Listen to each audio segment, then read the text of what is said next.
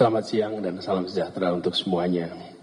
Yang kami hormati, yang kami muliakan, yang mulia Biku Dhamma Subhamaha Tera atau Pak Bante yang saya hormati, para rohaniawan, para tokoh agama, para alim ulama yang saya hormati, inisiator Berani, Bapak Daniel Johan, Ketua DPP Berani, Pendeta Lawrence Manuputi, dan seluruh hadirin yang secara khusus berpartisipasi dalam dialog peradaban lintas iman yang diselenggarakan pada hari ini bersamaan dengan memperingati Hari Raya Waisak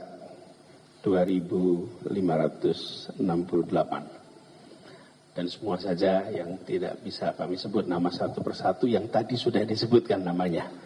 Jadi pertama saya ingin menyampaikan ucapan selamat merayakan Hari Raya Waisak. Semoga ketenangan, keteduhan, dan pelajaran atas perjalanan hidup Sang Buddha bisa menjadi inspirasi bagi semuanya. Izinkan yang kedua saya menyampaikan terima kasih atas undangan untuk bisa ikut bertukar pikiran di dalam forum ini. Saya dapat tugas jadi keynote Bante. Ini tugas yang besar, mudah-mudahan tidak berat. Tugas yang besar, mudah-mudahan tidak berat. Kami sama-sama beraktivitas di Jakarta dengan begitu banyak yang hadir di sini.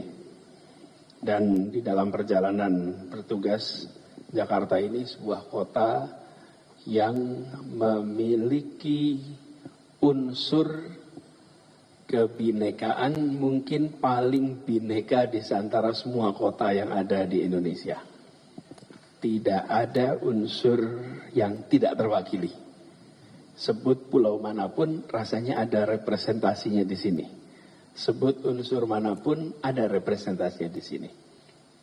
Nah, dari pengalaman kami bertugas ketika di Jakarta, ada beberapa hal reflektif yang kami rasa bisa menjadi pelajaran bagi kita ketika berbicara tentang dialog peradaban lintas iman, merawat dunia, menjaga kehidupan. Kita semua menyadari bahwa negeri ini negeri yang amat bineka. Bangsa ini bangsa yang amat bineka. Dan tadi disampaikan dalam sambutan oleh Ketua Umum DPP Berani, ruangan ini menggambarkan itu, Bante. Karena pilihan motif corak kain bukan hanya batik, ada ikat, ada macam-macam ada di sini, menggambarkan kebinekaan itu. Dan bila kami merefleksikan, maka kita akan merasakan kalimat Bhinneka Tunggal Ika yang ada di lambang negara kita, Garuda Pancasila, itu kalimat yang mencerminkan suasana kita. Ada Bhinneka Tunggal Ika, ada Pancasilanya nggak di sini Garudanya? Oh, di luar, dari luar. Itu, tapi kita semua hafal. Nah, kita perhatikan di sini kalimat itu, Bhinneka Tunggal Ika. Dan ini potongan. Lengkapnya panjang. Setelah kami refleksikan, apa kata kunci di sini? Yang beragam, tapi satu juga. Kata kuncinya, kalau saya boleh berefleksi, Bhinneka Tunggal Ika adalah pada kata tunggal. Tunggal. Ika ini bahasa Sanskerta yang merujuk pada kalau bahasa Jawa sekarang itu iki iku kui gitu. Bineka yang satu itu. Walaupun anak-anak sekarang banyak yang menganggap satu itu ika, Pak. Padahal satu itu tunggal. Ika itu menunjuk kepada kata satu. Beragam yang satu itu. Nah, yang unik di bangsa kita, bangsa Indonesia, menurut hemat kami, adalah persatuannya. Bahwa kita bisa bersatu, kita bisa menjadi satu bangsa. Ketika kita bicara binekanya, maka bangsa kita bukan satu-satunya yang bineka. Ada banyak bangsa lain yang bineka. Bahkan kalau kita ranking, apakah kita bangsa paling bineka di dunia? Bukan. Ada banyak bangsa lain lebih bineka, lebih beragam. Coba Bapak Ibu boleh Google, the most diverse nation in the world. Nanti keluar daftarnya itu. Ranking kita bukan paling atas. Di antara the most diverse nation. Ada banyak bangsa-bangsa lain yang lebih diverse. Diverse dalam apa? Bahasa. Diverse dalam apa? Etnik. Suku. Bahasa. Agama. Nah, tetapi yang berbeda bangsa kita dibanding yang lain-lain, di Indonesia ada yang namanya persatuan. Bahkan kalau boleh saya sampaikan, Indonesia ini, bangsa kita ini persatuannya sudah seperti persenyawaan. Bukan sekedar percampuran. Apa bedanya persenyawaan dengan percampuran? Ini yang ngambil IPA, mungkin tapi belajar ini kan SMP juga udah belajar ya, nggak harus SMA. Persenyawaan itu adalah bercampurnya unsur-unsur yang membentuk unsur baru yang berbeda dengan unsur pembentuknya. Tapi unsur pembentuknya ada di dalamnya. Kalau percampuran, dia memang menyatu tapi tidak membentuk unsur baru. Tidak membentuk entitas baru. Paling mudah sebagai contoh, Bapak Ibu semua tahu air itu rumus kimianya apa? Apa air itu?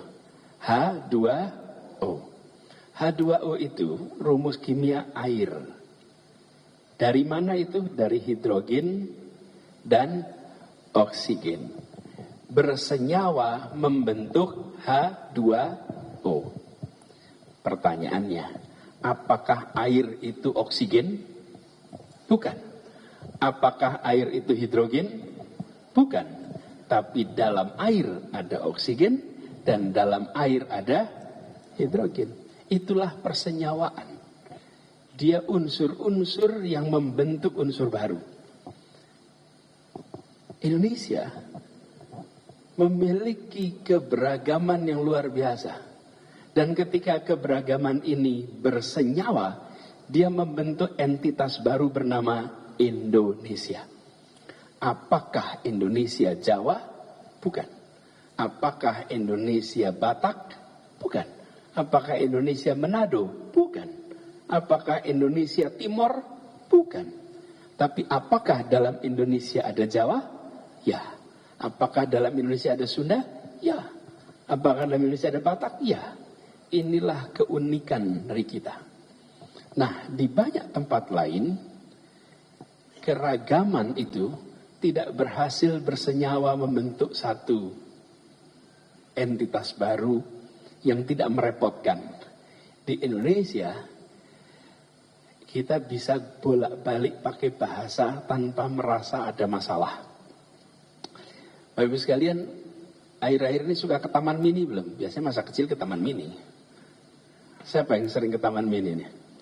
Ibu sering ke Taman Mini. Taman Mini, coba kalau boleh saya tanya, yang 5 tahun terakhir ini ke Taman Mini Indonesia Indah, jujur. Jarang. Kalau masa kecil ke Taman Mini, ada banyak. Taman Mini itu betul-betul untuk orang mini jadinya ya, yang masih mini ke sana. Kalau udah besar nggak ke sana lagi gitu. Nah, tapi saya ingin berikan ilustrasi.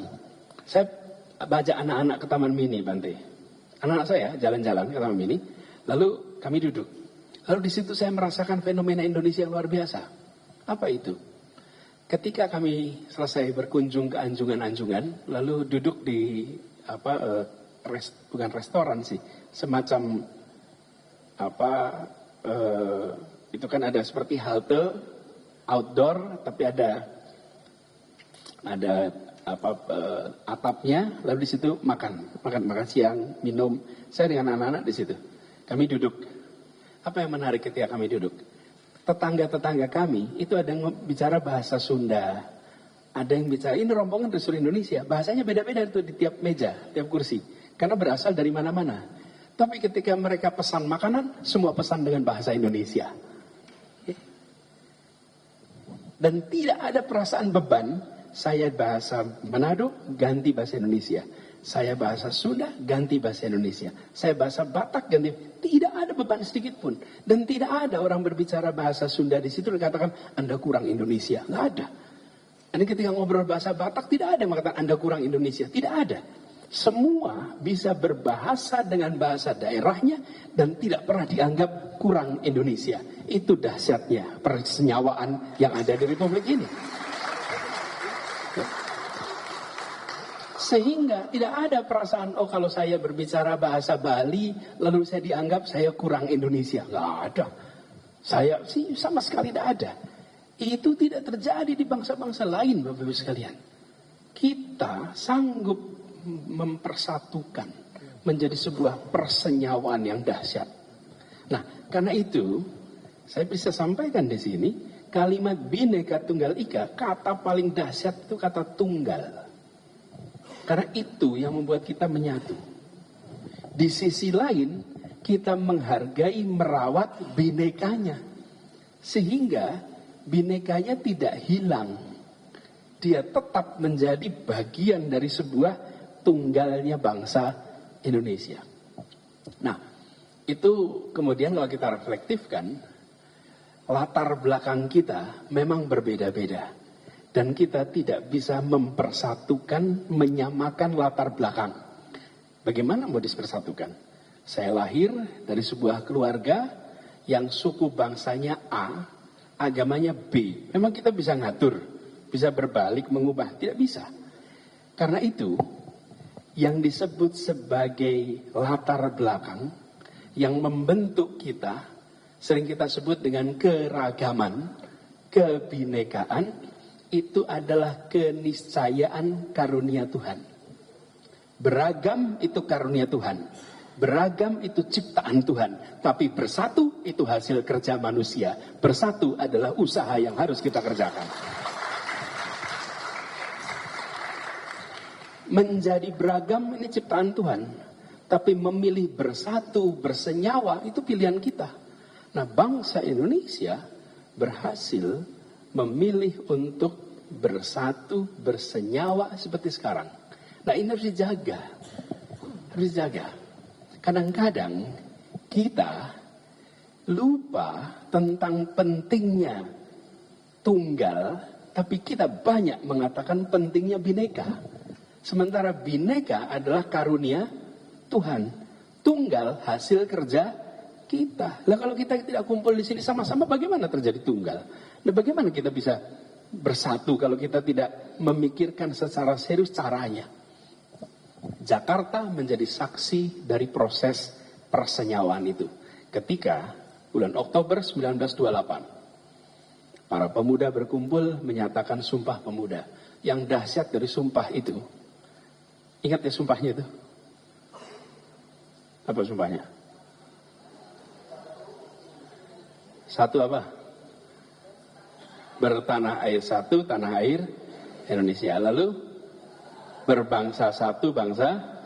Yang ketiga, berbahasa persatuan, bahasa, bukan berbahasa satu ya.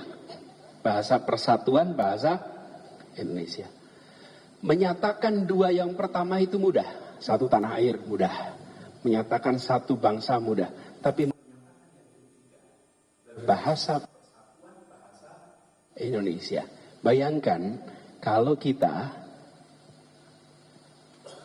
ini Bante berasal dari Kediri, besar di Blitar.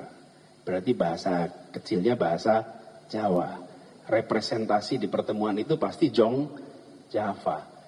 Saat itu jumlah pengguna bahasa terbanyak di Nusantara bahasa apa?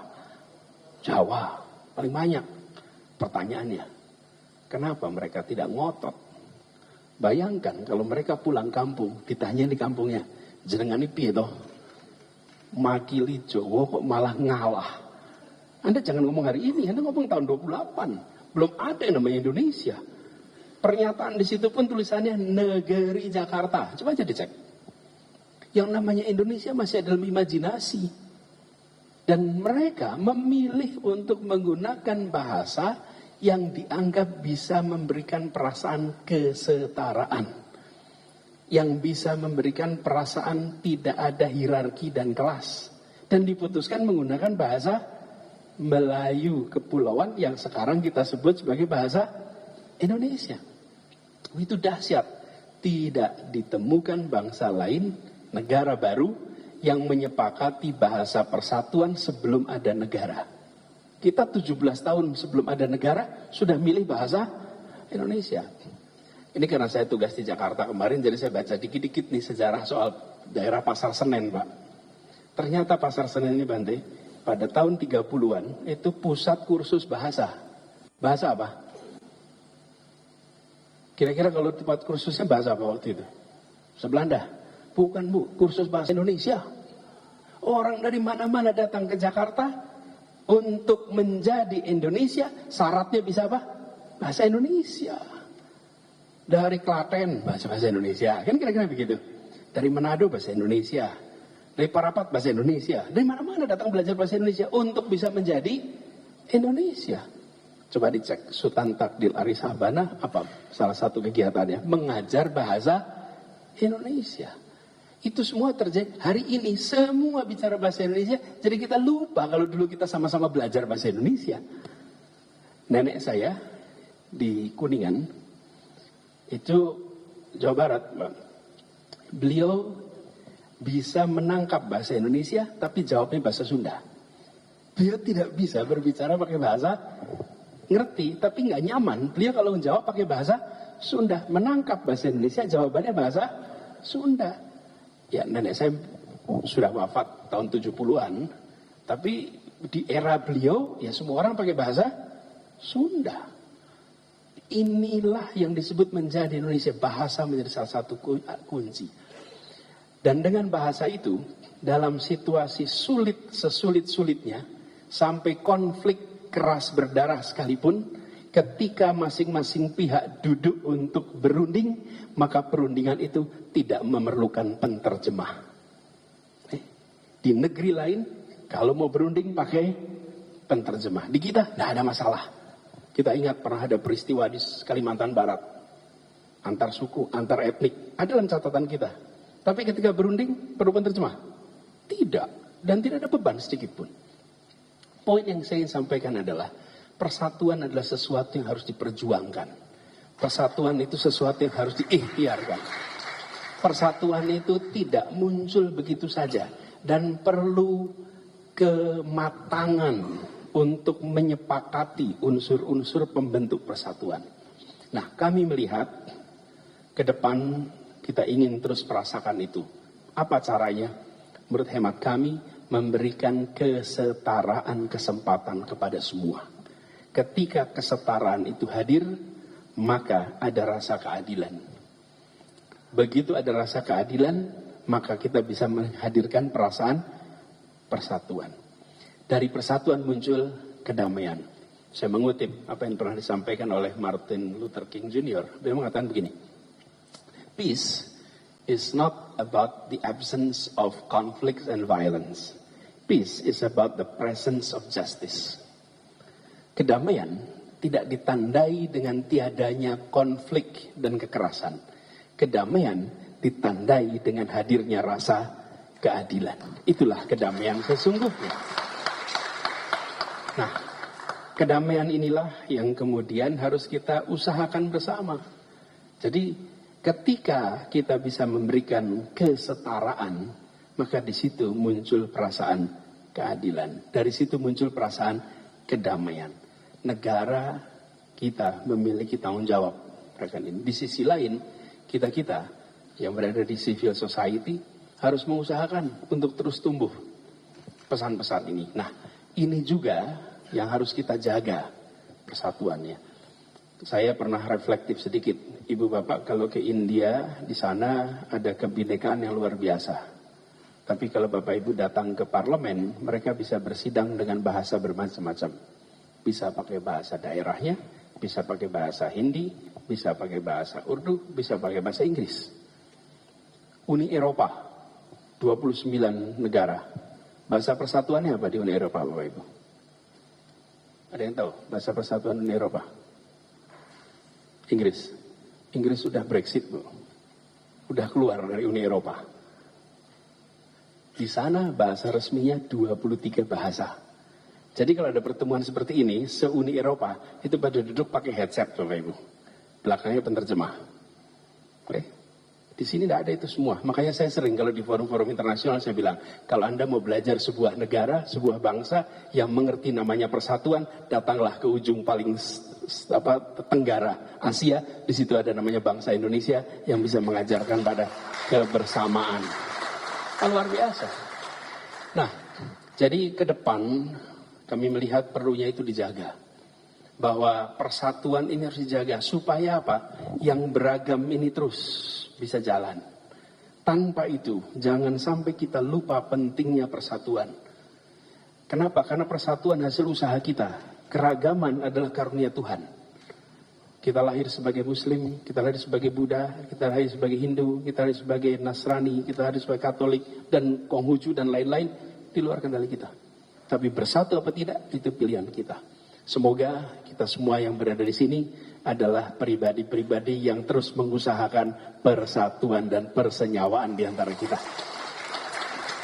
Dan semoga terus ke depan kita tahu persis bagaimana menjaga agar persatuan ini terus menjadi bagian dari keseharian kita. Demikian barangkali yang bisa saya sampaikan. Bila ada kurangnya mohon dimaafkan. Terima kasih. Selamat siang. Salam sejahtera untuk semuanya. Ya, terima kasih kepada Bapak Anies. Kepada Bapak Anies Baswedan kami mohon untuk tetap berada di tempat.